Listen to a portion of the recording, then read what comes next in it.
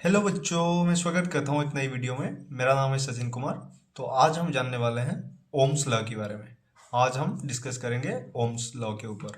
तो ये जो ओम्स लॉ है, तो पहले हम जान लेते हैं ओम्स कौन थे और इसको क्यों उनके नाम पर ओम्स लॉ कहा जाता है ना। ओम्स एक फिजिक्स थे जो जर्मन से थे, जिनका नाम था जॉर्ज साइमन ओम। उसने उन्होंने एक कंसेप्ट दिया थे हम लोगों के लिए, जिसका नाम था Ohm's law. Current flowing in a conductor is directly proportional to the potential difference applied across the end of the conductors at a constant temperature.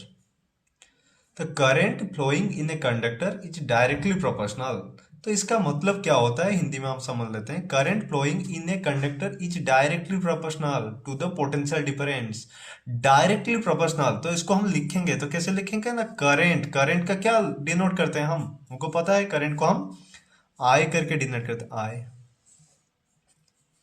Is the flowing in a conductor, conductor के अंदर जब current flow होता है, is directly proportional, directly proportional, direct proportional to the potential difference. Potential difference क्या, we हम denote करते हैं potential difference. पहले वाले क्लास में हमने पढ़ चुके थे, तो देखे थे क्या पोटेंशियल डिफरेंस को कैसे हम भी डिनोट करते हैं। अगर वो वीडियो आपने नहीं देखा अब तक, तो डिस्क्रिप्शन में लिंक है और आई बटन पे भी मैं वीडियोस को लगा दूंगा, तो आप जाके देख सकते हैं। तो electric current direct proportional to potential, समझ आया। अब इतना तक तो समझ गए होंगे कि उन्होंने बताया current flowing in a conductor, एक कंडक्टर के अंदर, एक सर्किट के अंदर जब इलेक्ट्रिसिटी फ्लो होता है, करंट फ्लो होता है, इज डायरेक्टली प्रोपोर्शनल किससे होता है ना, पोटेंशियल डिफरेंस के साथ एट ए कांस्टेंट टेम्परेचर। और ये टेम्परेचर वेरी करते ही ये क्या होता है ना, वेरी करने लगता है, क्या पोटेंशियल डिफरेंस है। कांस्टेंट टेम्परेचर के अंदर हम इसको मेजर कर सकते हैं। Current flowing in the conductor directly proportional to the potential difference applied across the end of the conductor at a constant temperature. ये क्वेश्चन आ रहा होगा कि करंट और वोल्टेज, इसके अंदर कौन पहले आया था। तो जब यदि हम टेक्निकली देखने जाएंगे तो करंट, हमको लगता है क्या करंट तो फ्लो करता है, करंट पहले आया होगा। बट करंट कैसे फ्लो करता है, करंट क्यों फ्लो करता है। अगर वोल्टेज में कोई कमी नहीं होगी, हमने पढ़े थे ना पोटेंशियल डिफरेंस के अंदर, पोटेंशियल डिफरेंस क्या होता है, जब हायर पोटेंशियल से लोअर पोटेंशियल को, मतलब पोटेंशियल डिफरेंस होता है जब हायर कंसेंट्रेशन एरिया से लोअर कंसेंट्रेशन एरिया, जहां पे ज्यादा है वहां से जहां पे नहीं है वहां तक जो मूव करता है, या कम है वहां तक जो मूव करता है, उसे ही तो कहते हैं पोटेंशियल। कोई जानने की ख्वाहिश, अगर आपके पास किसी चीज का कमी है तो आप उसको फुलफिल करने चाहेंगे। तो इसी तरह जहां पे ज्यादा इलेक्ट्रॉन है, जहां पे नहीं है वहां वो जाएंगे, जहां पे नहीं है वहां उस प्लेस को फील करना चाहेंगे इलेक्ट्रॉन। तो इसीलिए इलेक्ट्रॉन मूव करते हैं। Current flowing in a conductor is directly proportional to the potential difference. तो पोटेंशियल डिफरेंस कैसे क्रिएट होता है ना, पोटेंशियल डिफरेंस क्रिएट होता है इलेक्ट्रॉन की कमी से, डेफिशिएंसी से। जहां पे कमी है वहां को फील करने के लिए जहां से ज्यादा है आ जाते हैं। तो इसीलिए हमको ये पता चला कि इसका, जैसे हमको पता है कि इससे हमको ये पता चला कि जहां से ज्यादा इलेक्ट्रॉन है, जहां पे कम है उसी डायरेक्शन में वो मूव करते हैं, और उसी मूव को हम पोटेंशियल कहते हैं। वह पोटेंशियल डिफरेंस हम मेजर करते हैं दोनों एंड की ओर से, दोनों पॉइंट से जहां तक जाते हैं, उन दोनों पॉइंट के अंदर पोटेंशियल को जब हम कंपेयर करते हैं, डिफरेंस क्रिएट करते हैं, वह व्यू करते हैं, हमको पता चलता है उन दोनों पॉइंट के अंदर क्या पोटेंशियल डिफरेंसेस है। तो ओम्स के लॉ के अंदर हमको ये पता चला कि current flowing in a conductor is directly proportional to potential difference.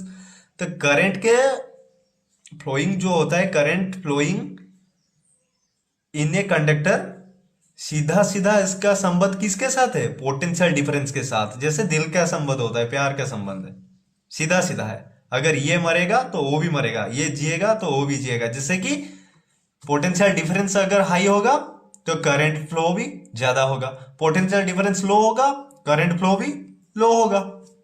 इसमें कोई दो राय नहीं है, यही है हिसाब किताब। डायरेक्ट प्रोपोर्शनल मतलब यही होता है, अगर वोल्टेज बढ़ेगा तो वोल्टेज मतलब डिफरेंशियल पोटेंशियल डिफरेंस को वोल्टेज ही कहते हैं हम। अगर वोल्टेज बढ़ेगा तो पोटेंशियल डिफरेंस बढ़ेगा, मतलब वोल्टेज और पोटेंशियल डिफरेंस एक ही चीज है। अगर वोल्टेज और पोटेंशियल डिफरेंस ने बढ़ा तो करंट भी बढ़ने लगेगा। तो यह है डायरेक्ट प्रोपोर्शनल। अगर वोल्टेज और पोटेंशियल डिफरेंस ने गिरने लगा तो भी इलेक्ट्रिक करंट व current flowing in the conductor घटने लगेगा और बढ़ने लगा। इसके साथ साथ अगर ये बढ़ता है तो ये भी बढ़ने लगेगा, अगर ये घटता है तो ये भी घटने लगेगा। इसी को हम कहते हैं डायरेक्ट प्रोपोर्शनल। ओम्स ने यही लॉ ही बताया था हमको। तो उसको हम देखते हैं कि किस तरह होता है। एक फिगर के जरिए हम उसको समझने की कोशिश करेंगे। ऐसा ही होगा फिगर।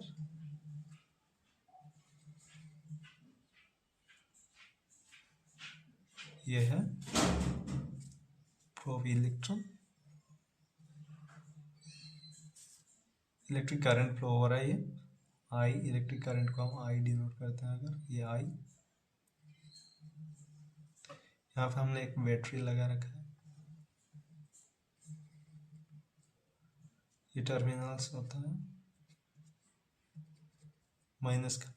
अगर यहाँ पे बैटरी है, यहाँ पे वोल्टेज ज्यादा होगा, वोल्टेज यहाँ पे ज्यादा होगा तो इसके अंदर क्या होगा, इलेक्ट्रिक करंट ज्यादा फ्लो करेगा। अगर वोल्टेज कम होगा तो इलेक्ट्रिक करंट भी फ्लो करना कम हो जाएगा व गिर जाएगा। तो हमने ये पता चला कि आई डायरेक्ट प्रोपोर्शनल टू वी। अगर उसको हम प्रोपोर्शनल कांस्टेंट, अगर हम ये प्रोपोर्शनल को उठाएंगे, यहाँ पे इज इक्वल लाएंगे, तब भी क्या होगा, यहाँ पे एक प्रोपोर्शनल, यहाँ तब भी क्या होगा ना, यहाँ पे एक प्रोपोर्शनल कांस्टेंट आ जाएगा। वो कांस्टेंट होता है 1/r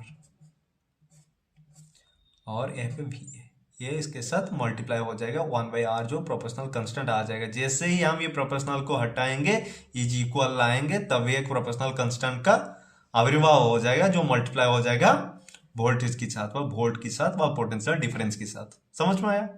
अगर हम ये देखेंगे, इसको सॉल्व करेंगे, आर क्या है, इस तरफ है, डिवाइड होकर यहाँ पे जाएगा तो क्या हो जाएगा, मल्टीप्लाई हो जाएगा। तो क्या होगा, I R is equal to V. अगर हम इसको इस तरह लिख देंगे, v is equal to I R, ये बन गया आपका फॉर्मूला।